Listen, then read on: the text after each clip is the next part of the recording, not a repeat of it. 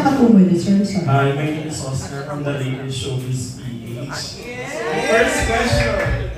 So my first question, what are your preparations para sa laban na to? Preparation ko, syempre is about physique kasi fitness supermodel, so physique is number one. And yung pasarela ko, prepare ko rin yung practice yung pasarela. And number 3 is yung Q&A, which is si Miss Marigo na yung Q&A timer ko. So yun yung mga preparation na ginagawa ko. And I believe enjoy ko lang yung sarili ko sa journey ko. And God will do the rest. Yeah. Good luck! Yeah, other questions for Oski? Wala na? Other questions? Yeah. Miss Lala. Okay. Next media po tayo. Miss Lala po. Miss Lala, dalawa Miss Lala. Lala from Miss Lala Loves Pageantry. Hi Denver, this is me, Miss Lala Pantalios.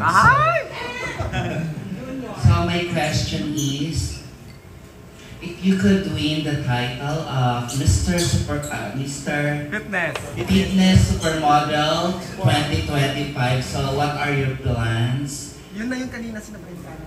After winning? After winning na. My plans. If I'm gonna win the Mr. Fitness Supermodel World 2025, I will continue to inspire people that doing fitness is very important to our daily lives because fitness is not about our physical look only, but also our mental. Because fitness para sa akin is very personal para sa akin to. Kasi without fitness, wala ako dito sa kinakatayo ko ngayon. Kasi yun yung isang nagbigay sa akin ng way para mapunta sa modeling. So, fitness is sobrang mahalaga para sa akin. Yun lang po. Thank you so much. Thank you, Miss Lala. Miss Ans. Jessica Soho.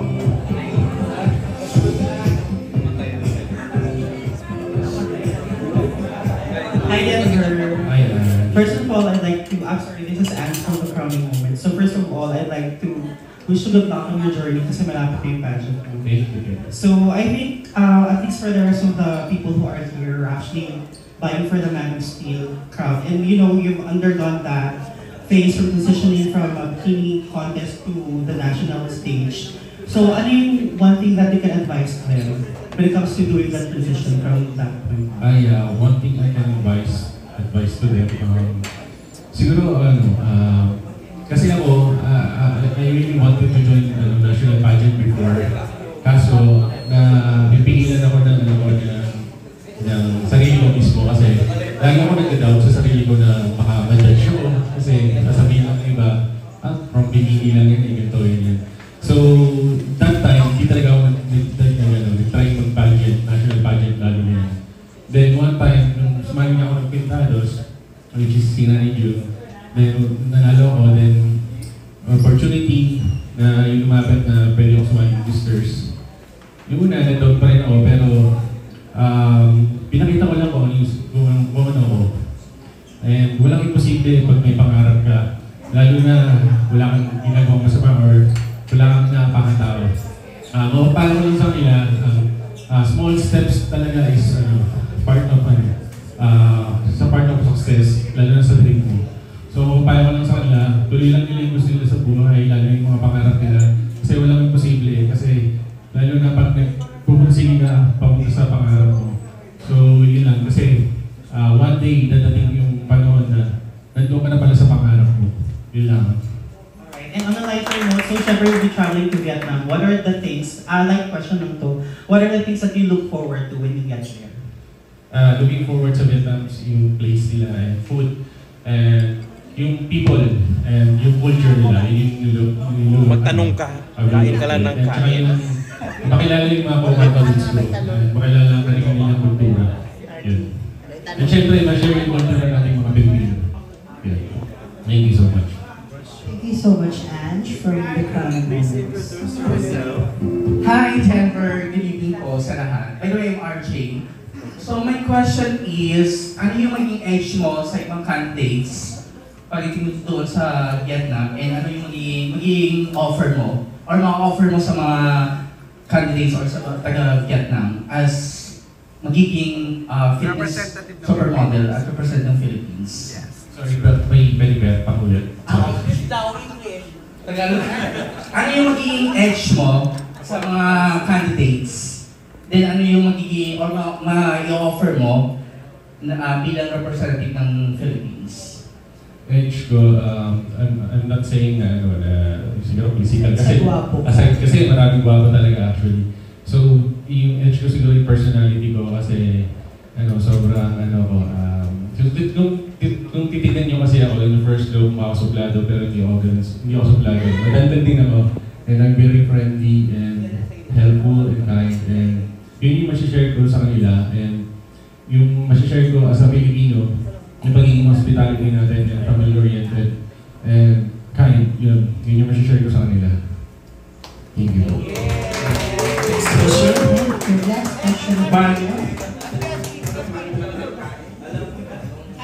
Man of Steel candidates, listen, kasi later on your press presentation, tatanungin. Okay? Hi Denver, this is Jojo Mabanas from the Pageantry Platform. Nanood ka ng Man of the World, nakita kita doon. So, nakita mo yung mga performances sa mga candidates. So, what comes to your mind? Ano yung pumasok sa isip mo na, wait, pag ako ninalo sa stage, ganito yung gagawin ko?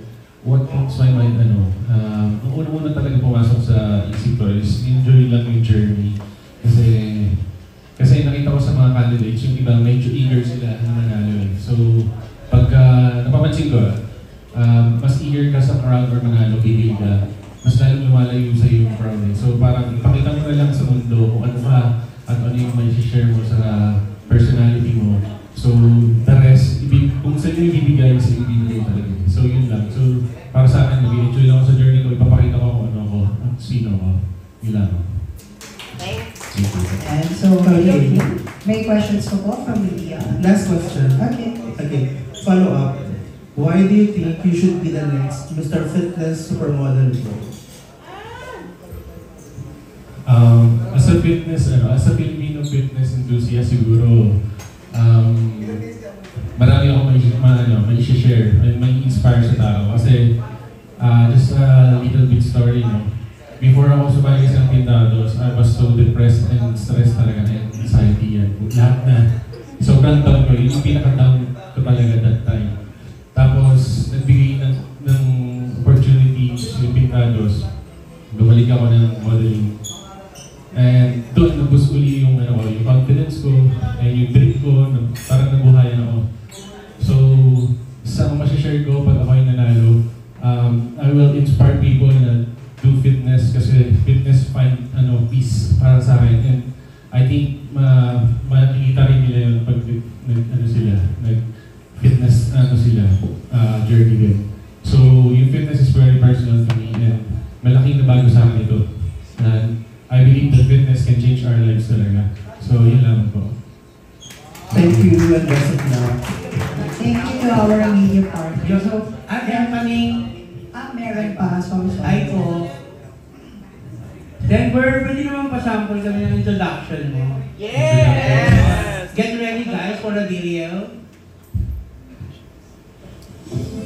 Stand up. Pwede tayo daw. Wala.